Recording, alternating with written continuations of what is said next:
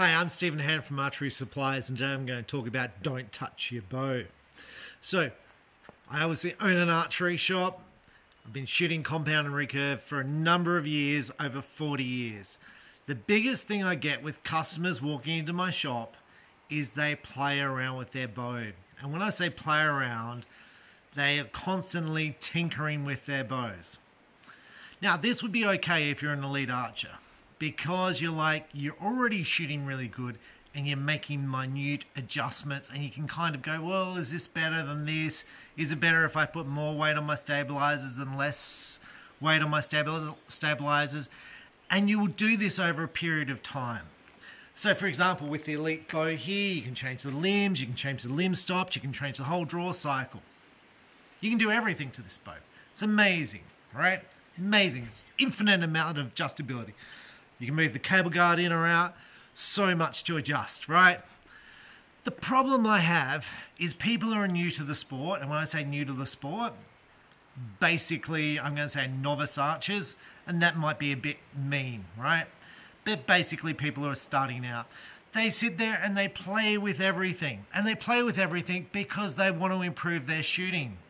Now, they want to improve their shooting, so they're blaming their equipment. They're like, well, maybe if I change my tiller on my bow, maybe if I change the cam lean, maybe if I change the let off from 90% to 65%, maybe if I go to a harsher draw cycle, maybe if I change this, I can have like an improvement, I'll shoot a really good score.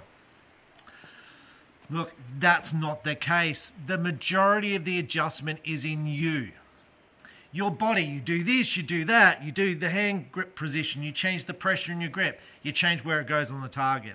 You change how much the pressure is in your face, changes where it goes on the target. You change your head position, changes where it goes on the target.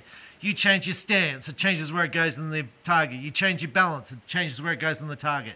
Everything you change changes where it goes on the target. This bow is a machine. It shoots the same arrow every time regardless of whatever it does. So if you shoot this bow with a machine like a hooter shooter, it will shoot the same arrow. So that's the first thing I'm going to say. Don't touch your bow. I know there's a whole bunch of videos to show you how to touch your bow. Don't touch your bow. Learn to shoot first. Shoot good scores. Shoot good scores. Make sure your bow's, basically tuned and can shoot down range without breaking arrows and all that sort of stuff. Arrows on the string at 90 degrees, down the center of the bow, that's about it. That you're shooting the correct arrows and things aren't breaking, shoot your bow. Establish a baseline and become a good shooter. Learn how to hold the bow correctly. Learn how to draw. Learn how to shoot. Learn how to shoot. I'm shooting for 40 years, I'm still learning how to shoot.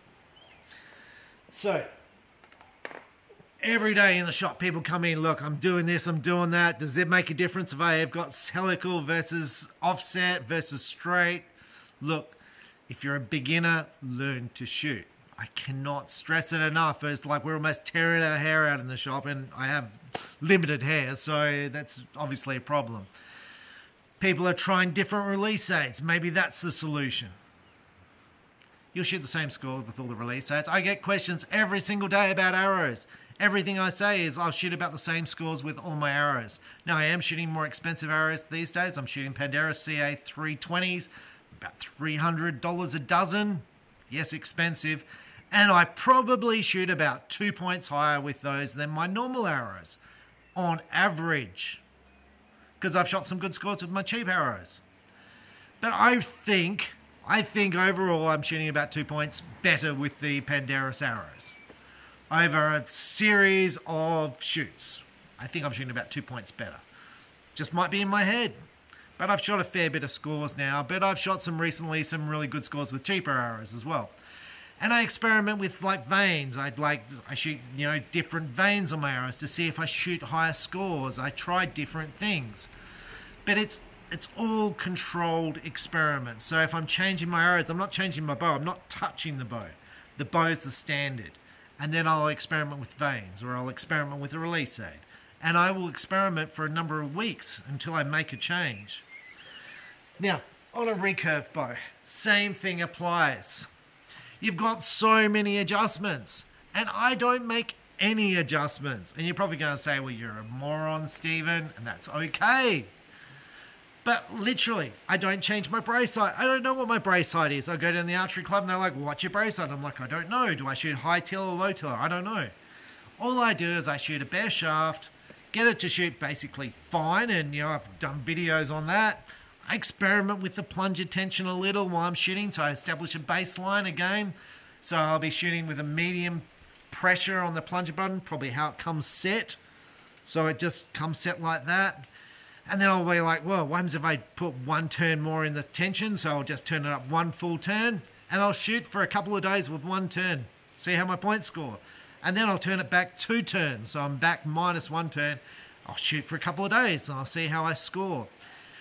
Over time, I will get a feeling about whether I'm shooting better or worse. The minute changes. Now on this point, I was shooting amazing once with this recurve. I was shooting amazing. I was like, this is it. I am shooting amazing. I felt great. Everything just I felt like I was shooting a compound. I was shooting that well. I was like, nothing can stop me. My muscles aren't hurting. Let's wind the thing up. People are going to say, I can't afford 2 limbs, Stephen, or I can't afford 2 bows. Look, it depends how much you train and how much does your head in when you change stuff. And I'm telling you, it does my head in a heap when I change stuff. And the panic that sets in and the anxiety that set in when I set up a new bow and all that, it's like, because it's taken me ages to set this bow up. And when I say ages, like I've been fiddling with it for months and months. The first time when I do the YouTube video, I'm pretty happy with it, and I'll shoot it and I'll go, yeah, look, that feels okay. And then I just tinker. I just continue tinkering for months and months and months. And when I say tinker, I'll be like, a little plunger button, I'll try different arrows, I'll just try little things. I didn't know you can move the limbs on these left to right. I didn't know until one of my customers came in and go, there's little washers in these so you can move the limbs left to right. I didn't know that. I've got 2 of these bows. I've been shooting them for, I don't know, a fair while now, and I haven't done anything. I haven't touched the bows. I just shoot. Because it makes so much difference on my shooting. Now, I wound this bow up. This is one time. So I was shooting amazing. I was so happy. I was like, let's go up in poundage. Nothing can stop me. I'm on my way to the Olympics. And you're saying, going to say delusional? Yeah, okay.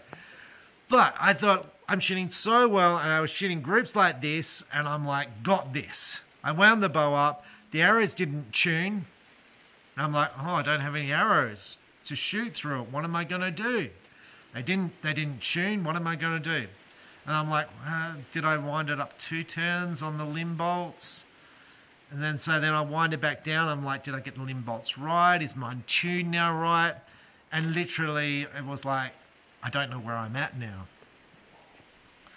It's like, so I'm going to say, and it should be easy, right? Like in combat, just wind it up 1 turn and it's done. But with this, you got to take the strings off, and then sometimes the Allen keg comes out, and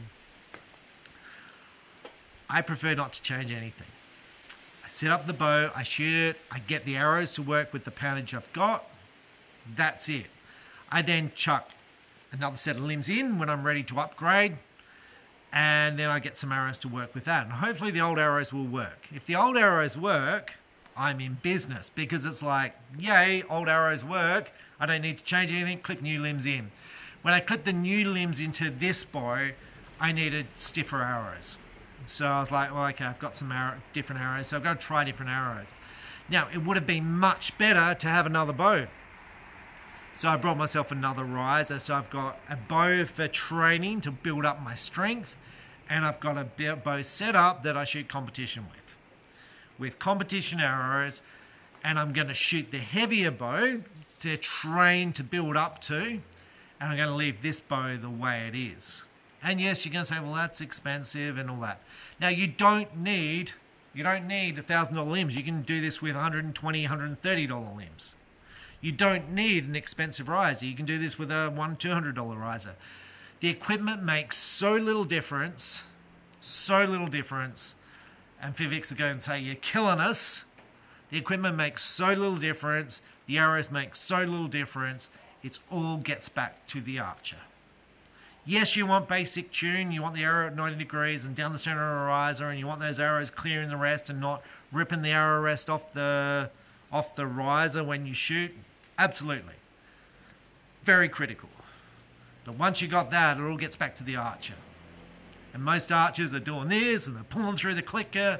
Like I've seen archers shoot and they goes through the clicker and it's that far past before it shoots. I've seen other archers pull through the clicker and they let down that much before they shoot. And I'm like, just focus on form and technique. Don't worry about this. Once it's set up, leave it and then focus on you, because 99% of it is the archer. I'm Stephen Ahan, and I'm from Archery Supplies. And, you know, like, honestly, like going to the shops are there to help you, and, you know, take video of yourself to see how you shoot, because that will be your best teacher and your coach, because you can see what you're doing, and experiment with stuff. I'm experimenting with stuff now. I'm experimenting with this arm relaxed. I'm experimenting leaning forward a bit when I shoot. I'm experimenting with stuff, and hopefully my scores will go up. So experiment with stuff, try stuff out, because a whole bunch of different archers will have different things that work for them, and do it one thing at a time. So, but once you've done your bow, leave it. Once you've got your strength up on the bow, stick new limbs in, because that way you know the whole bow is set up, the string's set up, the knocking point's set up, everything's perfect. But if you start winding up and down the bow and changing tillers and doing stuff, you're like, whoa. The other advantage of just buying a new set of limbs and clipping them in, if the new limbs are too heavy and you want to go back, let's say you've got a tournament which is, let's say, 144 arrows, you can just clip in those old limbs and off you go. You don't have to change anything. If you wind up and down the bow, you may need to change your plunger button tension, you might need to change stuff. You don't want to be changing stuff. You don't want to go, well, with these arrows I need like 2 turns up on the plunger button, or a little bit left on the plunger button, or a little bit right on, you don't want that, because this makes life too hard and makes it too hard to go back for a bow that's ready for you to shoot. So anyway, same thing applies for compound or recurve. Just get the bow set up and shoot, get a baseline, and then tinker with stuff a little bit at a time. And so see if you improve, or go the other way and try stuff. But have a baseline, so you can always go back there. I'm Stephen Ahan from Archery Supplies. Thanks for watching.